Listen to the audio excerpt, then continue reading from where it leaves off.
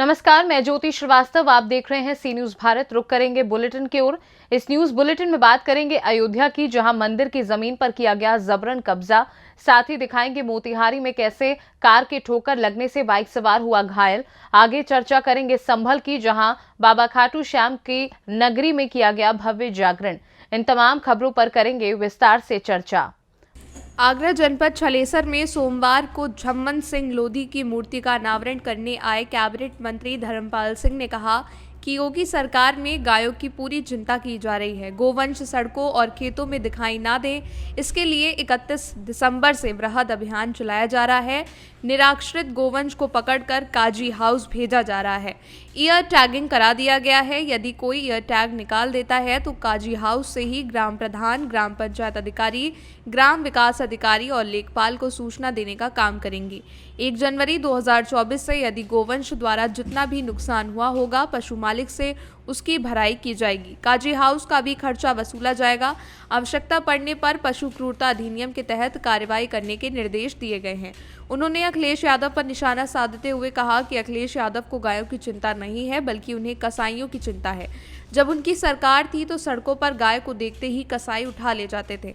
आज सड़क पर गाय घूमती हैं तो किसी की हिम्मत नहीं होती। गाय को काटने वालों पर पुलिस कार्रवाई करती है। वहीं सपा नेता स्वामी प्रसाद मौर्य के बयान पर उन्होंने कहा कि स्वामी प्रसाद मौर्य केवल पब्लिसिटी के लिए बयान देते हैं, उनको अब कोई भी गंभीरता से नहीं लेता। देश में और उत्तर प्रदेश में देखिए 3 बातें बहुत महत्वपूर्ण हैं, जिन पर हमारी भारतीय अर्थव्यवस्था टिकी, जिन पर हमारी सरकार टिकी है। इसमें कृषि, कृषि और गाय और खेती एक दूसरे को पूरक है। गाय है तो खेती है, खेती है तो गाय।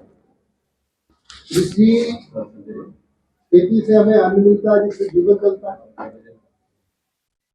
गाय हमारी अर्थव्यवस्था को महत्वपूर्ण है, वो हमारी रोजगार मजबूत करती है। और ऋषि हमारे जीवन जीने की दिशा तय करते हैं, हमें क्या करना चाहिए, क्या नहीं करना चाहिए, क्या अच्छा है, क्या बुरा है।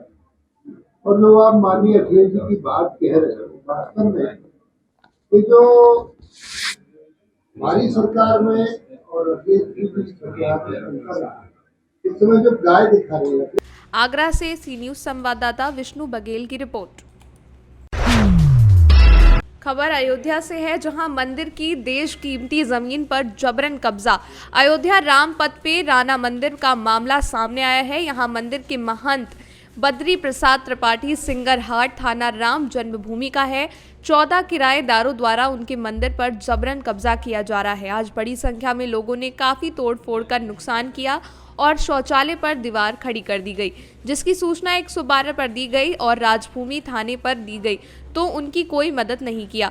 उनके परिवार पर कभी भी जानलेवा हमला हो सकता है। बद्री प्रसाद तिवारी ने बताया कि अगर 1 हफ्ते में उन्हें पुलिस की सहायता नहीं मिलती है तो सरयू जी में जल समाधि ले लूंगा। जन्मभूमि सामने कोतवाली, श्रृंगारहाट, अयोध्या। इस समय इसका नया नाम रामपथ हो गया जी। इसमें अध्यक्षित 14 किराएदारों की दुकानें जो है रामपथ चौड़ीकरण में समाहित हो गई। इनको मुआवजा भी मिला है और इनकी जो भी 2-4 फुट बची हुई दुकानें थी, 1 महीना पहले एसडीएम साहब और एडीएम साहब दोनों लोग हमारे यहाँ आए थे। उन्होंने कहा कि आप इनको जितना बचा है उतने का रिकॉन्स्ट्रक्ट कर लेने दीजिए, ये लोग पीछे बढ़ेंगे तो मैं पूरा गिरवा दूंगा। कमिश्नर साहब ने पूरा गिराने का आदेश कर रखा है, एडीएम साहब ने भी गिराने का आदेश जैसे आदेश करने का कोई कॉपी आपके हमारे पास आदेश की कॉपी है, मैं मीडिया को उपलब्ध कराऊंगा। एडीएम साहब का भी है, मंडलायुक्त महोदय का भी है और सिविल जज जूनियर डिवीजन के यहाँ से सन 5 से मैं यहाँ का प्रबंधक नियुक्त हूँ।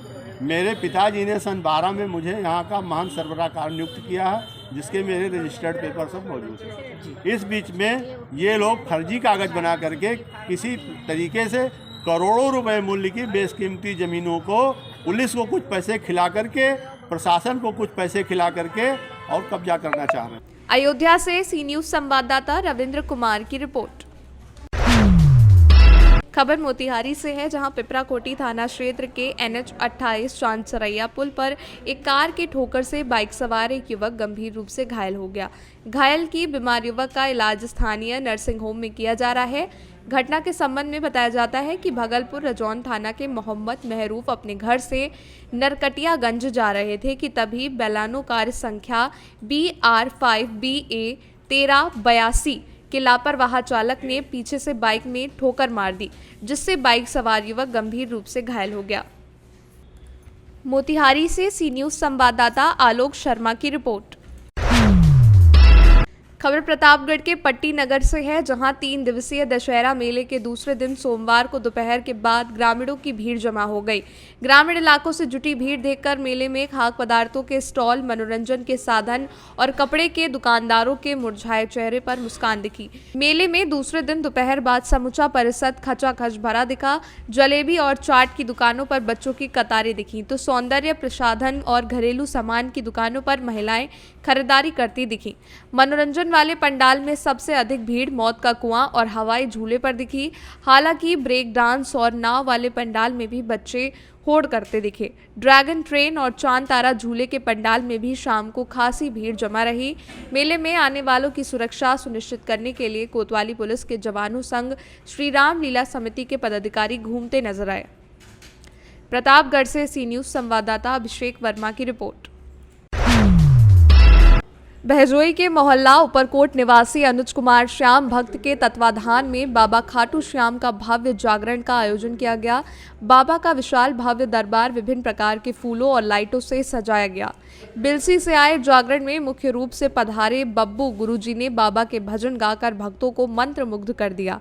जागरण का शुभारंभ बिलसी से आए अनुज कुमार के गुरु बब्बू गुरुजी ने बाबा का श्रृंगार कर जागरण का शुभारंभ किया। बाबा के मंगलाचरण से जागरण की शुरुआत हुई। इसके बाद भजनों की अमृत वर्षा से श्याम जी को रिझाया। इस अवसर पर बब्बू गुरुजी ने कहा कि बाबा श्याम अपने भक्तों पर हमेशा कृपा बरसाते हैं। इस दौरान विशाल भंडारे का आयोजन किया गया। जागरण में पहुंचे भक्तों ने प्रसाद का आनंद लिया। संभल से सी न्यूज़ संवाददाता सोनू वाशने की रिपोर्ट। फिलहाल के लिए इस बुलेटिन में बस इतना ही। देश दुनिया की बाकी खबरों को जानने के लिए आप देखते रहिए सी न्यूज़ भारत।